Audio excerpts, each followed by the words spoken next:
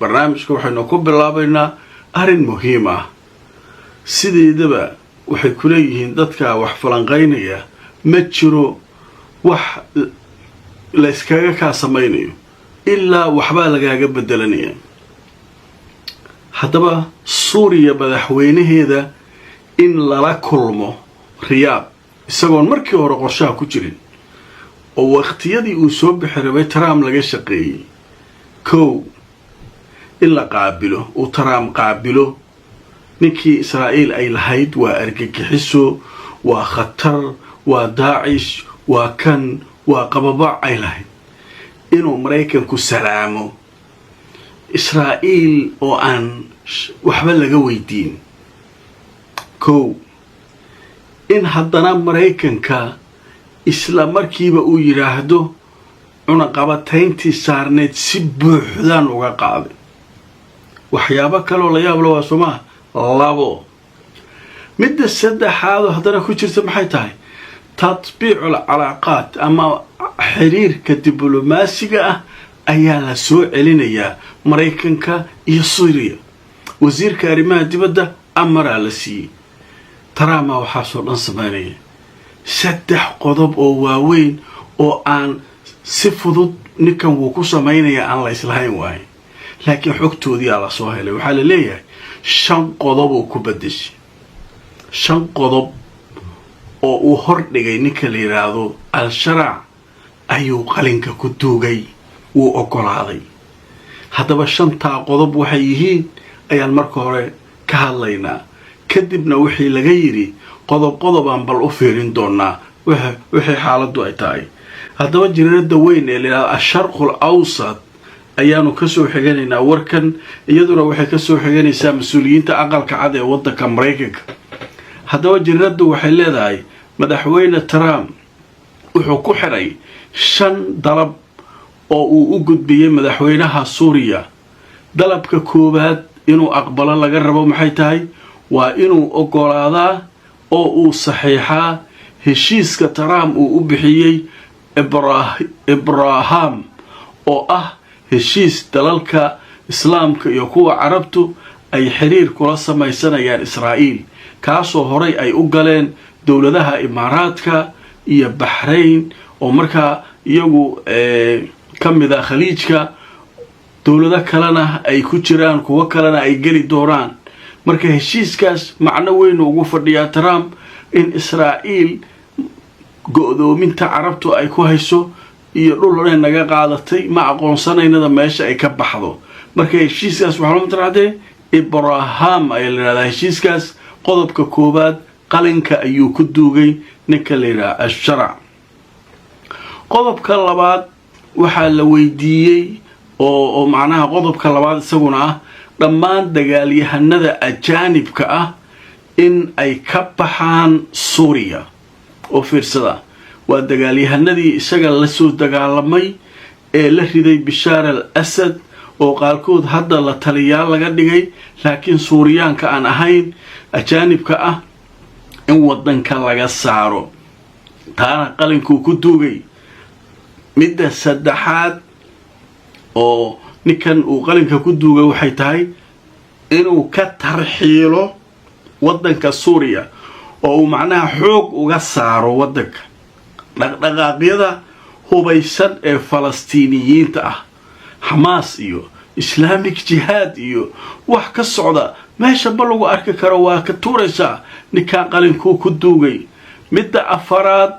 ee uu ku bedeshay heshiiska waxay tahay in Maraykanka uu kala shaqeeyo sidii loo mamnuuci lahaa inay dib u soo noqoto daacish waxa la yiraahdo. waa tahay qodobka shanaad isaguna ninkan uu saxiixay waxa uu yahay in ay qaadaan mas'uuliyadda goobaha lagu hayo daacish ee ku yaala waqooyiga bari ee Suuriya. marka 5 qodob waa aragteen, waa 5 qodob oo kala daran ninka qalinka ku taagay. midda ugu halista badan heshiiska Israa'iil. horta dad badan heshiis kula jira Israa'iil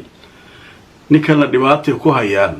dadka falanqeeyaashu waxay leeyihiin culays badan taas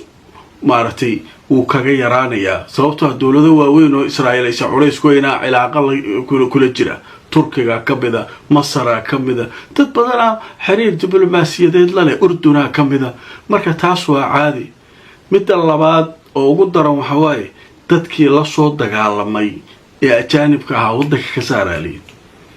ragii waaweynaa ee la soo shaqeeyay ee la soo jabhadeeyay ee duurka la soo galay ee maaragtay dhibaatada la soo maray Bishaar al-Asad kiimiko qaarkood ku dilay sun ku buufiyay ku dhintay qaar ku dhaawacmeen wadanka ka saar meel u laabtaan male wadamadoodii waxa laga yaabaa haday tagaan in lagu tuurayo xabsi la gelinayo oo la leeyahay argagixisaatiin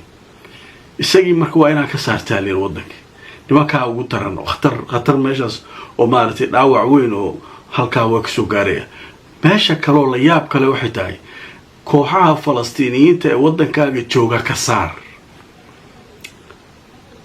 Falastiiniyiin dambe oo maaragtay oo kuwa hubaysan ah ka saar meesha Hamas iyo Islamic Jihad iyo ragga ka tirsan ee wadanka jooga waa inaa ka tarxiil ka saar wadanka marka sheekaasa marka qodobadaas aad ugu daranaa leeyahay labada qodob oo kala dhib male inaan nagala shaqeyso Daacish inay soo laabanin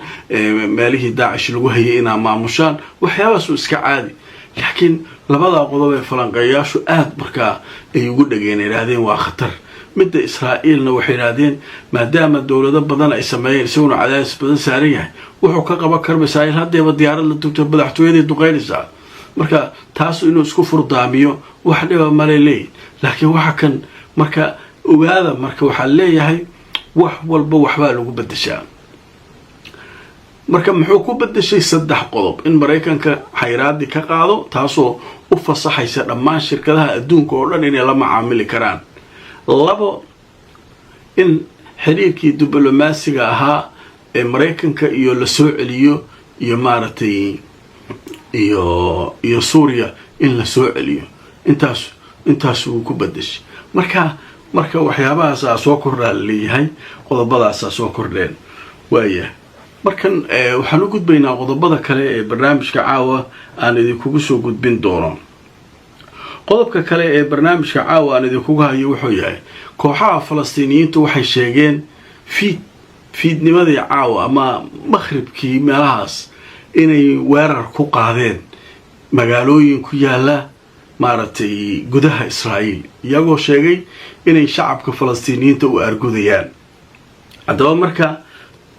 ay tuso warbixinta sheekada laga qoray waxa leeyahay Saraaya al-Qudus jabhada la yiraahdo waxay soo bandhigtay sawirro iyo video muujinaya iyagoo ridaya gantaalo ay sheegeen inay markaa ku duqeeyeen magaalooyinka Asduud Asqalaan iyo Sidrood iyo sidoo kale goobaha Yahuudda la dejiyay ee yiraahdo Qulaaf Gaza sawaariikh inay ku garaaceen iyagoo ka jawaabaya xasuuqa adawga Sahyuuniyadda uu u geysanayo shacabkeena yiraahdeen marka shacabkan oo argudeen maalmihii soo dhaaftay dhibaato dhacday 8 qof 24 saac soo dhaafay dhimatay meel maaragtay isbitaal ayaa maaragtay la duqeeyay iyagoo dhahay Maxamed Dayf